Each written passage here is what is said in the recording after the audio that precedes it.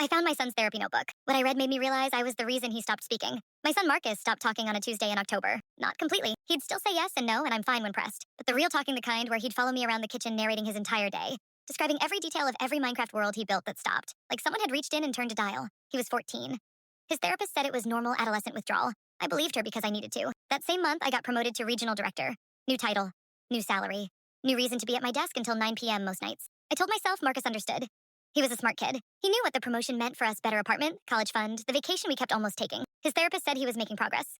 I paid the invoices and asked no other questions. 8 months later, I was looking for his orthodontist paperwork when I found the notebook. It wasn't hidden, just sitting in his desk drawer under some sketch pads. A plain black composition notebook with Therapy HW written on the front in his handwriting. I should have put it back. I didn't. His therapist had assigned him to write about things he couldn't say out loud, things that felt too big for a room. The first few pages were about school, a kid who kept stealing his lunch spot, a teacher who mispronounced his name every single day despite corrections, normal frustrations. I almost closed it there. Then I found the page titled, Things I Stopped Saying to Mom. I stopped telling her about the robotics competition because the last time, she checked her email twice while I was showing her the robot. I watched her do it. She doesn't know I watched. I stopped telling her when I'm scared about high school because she always says you'll figure it out and changes the subject. I stopped telling her about Tyler because the one time I tried, she was on a work call and mouthed 1 minute and the minute never came. I think she loves me the way you love a plant. She waters me. She makes sure I'm alive, but she doesn't really look at me anymore. I sat on his bedroom floor for a long time. There was an entry that gutted me completely. His robotics team had qualified for regionals in February. I had no memory of this. I searched my phone, no texts about it, no reminders. Somewhere he had decided it wasn't worth telling me. He went alone. His coach drove him. They came in second place. He wrote, I looked for her in the bleachers even though I knew she wasn't there.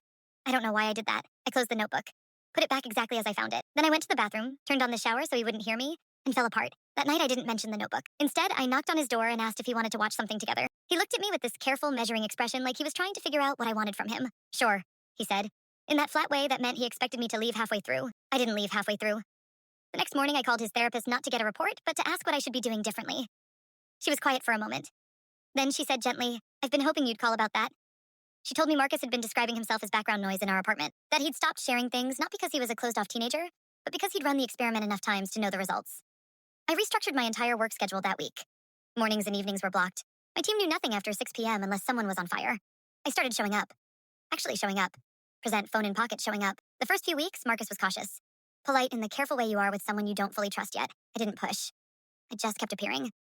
Dinner, homework, a walk to the corner store for no reason. I let him lead. About a month in, he started talking again. Slowly. Testing sentences like he was checking ice before stepping onto a frozen lake. He told me about a girl in his coding class who laughed at his jokes. He told me his robotics team was rebuilding their chassis design from scratch. He told me almost as an aside, like it wasn't a big thing, that he still thought about that regional competition sometimes. I said, tell me everything about it. And he did. For 45 minutes. Standing in the kitchen while I made dinner, he rebuilt the entire day for me: the drive, the other teams, the moment their robot nearly tipped on the final run, the coach's face when they got second. I didn't check my phone once. I didn't look at the stove. When he finished, he just stood there, and then he said, I wish you could have been there.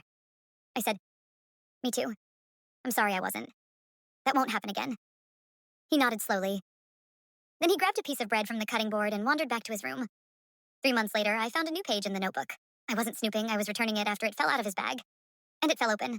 The page said, Things I said to Mom this week. There was a list, 7 items.